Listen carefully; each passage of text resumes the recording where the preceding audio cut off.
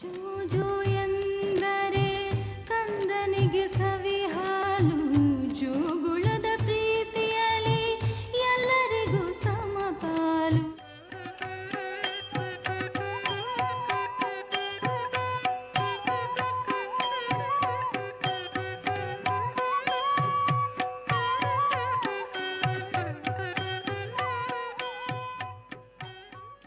ಈ ಮಗು ಯಶೋದಾಗೆ ವರ ಆಗ್ಲಿ, ಜೀವಕ್ಕೆ ಆಪತ್ತರೋ ಶಾಪ ಆಗದೆ ಇರಲಿ ದೇವ್ರೆ.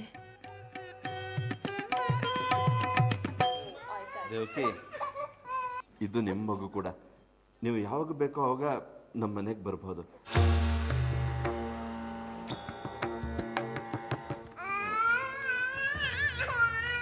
ದೇವಕಿ ತಗೊಳ್ಳಿ, ನಮ್ಮ ಕಡೆಯಿಂದ ನಿಮ್ಗೊಂದು ಚಿಕ್ಕ ಕಾಣಿಕೆ, ಸ್ಮಾಲ್ ಗಿಫ್ಟ್ ತಗೊಳ್ಳಿ.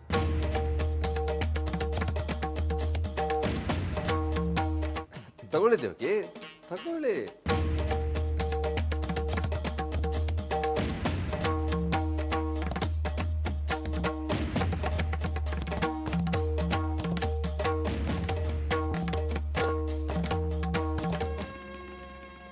ವಾಸು, ಯಾಕೆ ಡಲ್ಲಾಗಿದೆಯಾ?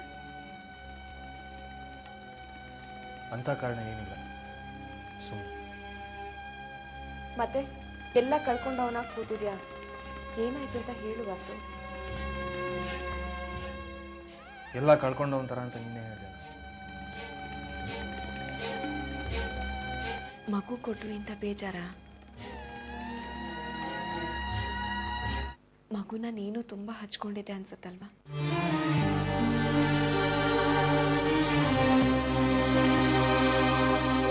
ನಮಗೂ ಒಂದು ಮಗು ಆದ್ರೆ ಎಷ್ಟು ಚೆನ್ನಾಗಿರುತ್ತಲ್ವಾ?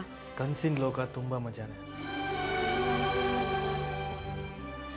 ಯಾವತ್ತೂ ಕೈಗೆ ಸಿಗದೆ ಇರೋದೆಲ್ಲ ಚಂದ. ಯಾಕೆ ಹೀಗೆ ಮಾತಾಡ್ತಿದೀಯ ವಾಸು?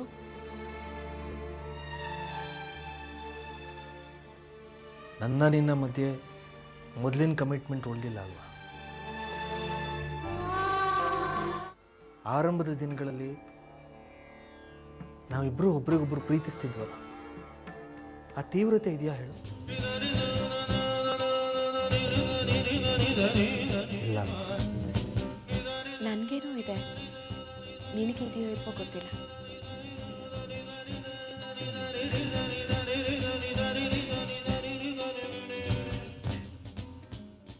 ಮಾತೆಲ್ಲ ಮನಸ್ಸಿಂದ ಬರಲ್ಲ ದೇವಕಿ.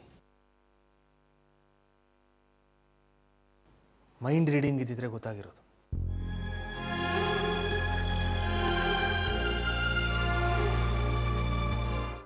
ರಘು, ನಿಂಗೊಂದು ಸ್ವಲ್ಪನೂ ಕಾಮನ್ ಸೆನ್ಸೇ ಇಲ್ವಾ?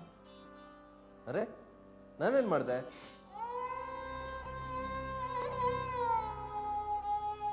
ದೇವ್ಕಿನ ದೊಡ್ಡದಾಗಿ ಮನೆ ಕರೆದ್ಲಿಯಲ್ಲ, ಅದ್ರ ಅಗತ್ಯ ಏನಿತ್ತು? ಅದ್ರಲ್ಲಿ ಏನಿದೆ ಯಶು? ಪಾಪ ಅವ್ರು ನಮಗೆ ಮಗು ಕೊಟ್ಟಿದ್ದಾರೆ, ಸೌಜನ್ಯಕ್ಕಾದ್ರೂ ಕರಿಬೇಕಲ್ವಾ? ಸೌಜನ್ಯ? ಆಹಾ, ಅದು ಅತಿಯಾದ ಸೌಜನ್ಯ. ನಾನು ಕಷ್ಟಪಟ್ಟು ದೇವ್ಕಿನ ಇಲ್ಲಿಂದ ಸಾಗ್ ಹಾಕಿದ್ದೀನಿ. ಮಗು ಕೊಟ್ಟ ಮೇಲೆ ನೀವು ಇಲ್ಲಿರೋದು ಬೇಡ ಅಂತ ನೈಸಾಗಿ ಹೇಳಿ ಕಳಿಸಿದ್ದೀನಿ. ಯಾಕೆ ಅಂತ ನಿನಗೆ ಗೊತ್ತಿಲ್ವಾ? ಈ ಮಗು ಇದ್ದಲ್ಲೆಲ್ಲ ಸಮಸ್ಯೆನೇ ಅಲ್ವಾ? ವಾಸು ಲೋನ್ ತೆಗೆದಿದ್ದು, ದೇವಕಿ ವಾಸು ಬೇರೆ ಬೇರೆ ಆಗಿದ್ದು, ನನ್ನ ಅವಿನಾಶ್ ಕೆಲಸ ಹೋಗೋ ಸ್ಥಿತಿ ಬಂದಿದ್ದು, ಆ ಜೋಯಿಸ್ ಹೇಳಿದ ಮೇಲೆ ಎಲ್ಲ ಒಂದೊಂದಾಗಿ ನೆನಪಾಗ್ತಾ ಇದೆ. ಅಕಸ್ಮಾತ್ ದೇವಕಿಗೆ ಏನಾದರೂ ಆಗಿದ್ರೆ ಗತಿ ಏನು ಅಂತ. ಹೋಗ್ಲಿ ಬಿಡಿ, ಸದ್ಯ ಎಲ್ಲ ಮುಗೀತಲ್ಲ. ನಾವು ಯಲ್ಲಾಪುರದಿಂದ ಬಂದ್ಮೇಲೆ ನಿನ್ ಬಗ್ಗೆ ಬೇರೆನೇ ಯೋಚನೆ ಬರ್ತಾ ಇದೆ. ಕೈ ಹಿಡ್ಕೊಂಡಿದ್ದೆ, ಆ ವಾಸುಗಿಂತನೂ ಹೆಚ್ಚಾಗಿ ಕೇರ್ ತಗೊಂಡು ನೋಡ್ಕೊಳ್ತಾ ಇದ್ದೆ. ಶಶು, ಅಪಾಯದಲ್ಲಿರೋರನ್ನ ರಕ್ಷಿಸೋದು ಮಾನವೀಯತೆ ಅಲ್ವಾ? ಓಹೋ, ದೊಡ್ಡ ದೊಡ್ಡ ಶಬ್ದಗಳು. ವಾಸುನು ಅಪಾಯದಲ್ಲಿದ್ದ, ಅವನನ್ನು ರಕ್ಷಿಸ್ಬೇಕಿತ್ತು. ತೋಳು ಹಿಡಿದು ಕೈ ಜಾರ್ತಾ ಕೆಳಗೋಗಿ ಹಸ್ತ ಹಿಡ್ಕೊಂಡ್ರೆ ಅದು ಪ್ರಾಮಿಸ್ ಆಗತ್ತೆ.